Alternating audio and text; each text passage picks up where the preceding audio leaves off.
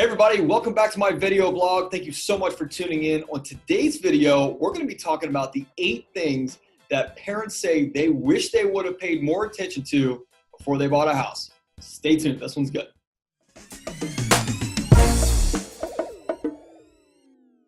All right, so I'm going to get into this and I'm going to go through these pretty fast, all 8 of these items. Now, some of you may have kids, some of you may not have kids, or you're like me and you have little kids at home that it applies to a little bit more. But remember, if you don't have kids or your kids are grown, and a lot of these don't apply to you, they may apply to the people that are going to buy your house next, or that may buy the house that you're thinking about buying later on if you're not planning on having kids or anything like that. So these are important for everybody in terms of real estate investment and safety for your kids. Number 1, bedroom placement. When I didn't have kids, I never thought about this when we were selling homes to all of our great clients. However, now having a kid, I want everybody to be on the same level, and we want, baby within earshot so that you can tend to her if you need it. However, there are parents that want a separate space, completely separate, like a Cape Cod, and they have the top, and the kids are on the first floor. Whatever your preference, make sure you're thinking about not only your situation now, your situation in 10 years, or 7 years, or 5 years, and your situation after you are done with that house and you're going to sell it to somebody else. What do you think their situation is going to be like? So a lot of things to pay attention to, all stuff we can go over. Number 2, sidewalks. A lot of parents are worried about buying a house on a busy street. I've seen that. I've experienced that. House can be everything you want, and busy street, we're out. It's a deal killer. Now, cul-de-sacs, no problem. As long as it's not a through street, we're good. Now, the second, and I think most popular, honestly, because there's obviously not as many cul-de-sacs, is sidewalks. They offer a buffer zone between your yard and the street. They offer somewhere that's more inviting to take a walk, push a kid in a stroller, set up a lemonade stand, whatever you want to do. But I think looking for a house in a neighborhood with sidewalks is important, and really it's something that people look or overlook all the time. The third thing that parents wish they had checked before they bought a house or wish they had paid more attention to is open floor plan. It's popular today and it's trendy. How open, it's up to you, and that's your preference. However, I know our personal preference was we want to have clear sight lines. That was the number 1 thing, and that's what I can tell you. 80% of our clients with little kids, they prefer open sight lines to be able to see their kid in the dining room, living room, the kitchen, wherever it is. Older houses are boxed up, and you're in a different room than your kids if you're just one room away.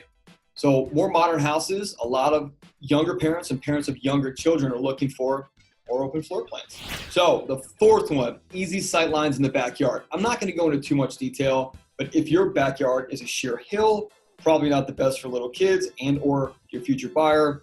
If your backyard is tight up on a road and you have a ton of side yard, you want to make sure that wherever you're working, and most people are just working in the kitchen, preparing dinner, lunch, things like that, doing chores, you got a good sight line out to that side yard or that backyard. Just keep an eye on the kids. Number 5, we kind of talked about it in number 4. It's a flat, level yard. 53% of parents who bought on a hill with kids under 5 say they regretted it. That's huge.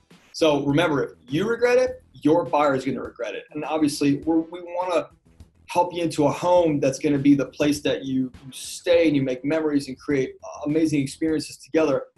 At the same time, we also have to keep cognizant that it is an investment and it's something that someone else is going to want someday when you don't need it or it doesn't serve you anymore. All right, number 6 is hot areas or hot spots. How a house gets heated can be a problem area too. Let me tell you what I mean. So more for older homes with a baseboard heater, a radiator heater, or an older HVAC system that has huge floor vents, not like the regular register, but huge floor vents that are blowing hot air, especially from a lot closer to the heating source than, let's say, traveling throughout the house through all the registers and vents. So this can cause burns. This can cause respiratory issues because the air is much drier. A lot of different things to pay attention to here. But if you're buying an older home, you want to watch out for these things called hot spots. If you want to know more information, give me a call. I've had a lot of experience with it. We can totally walk you through it.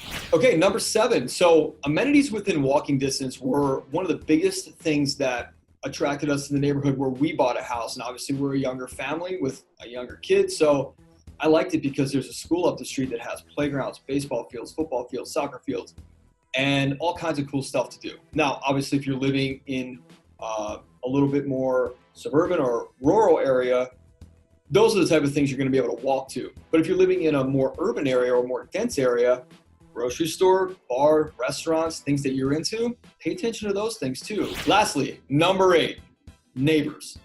And what do we mean by that? Well, you're not going to be able to pick all your neighbors, and you're not going to be able to understand or know all your neighbors. And we've sold hundreds and hundreds of houses, and I don't think that more than 5% of people will go with me and knock on the door of the next door neighbor on either side just to meet them before they put an offer in, which is totally fine, by the way.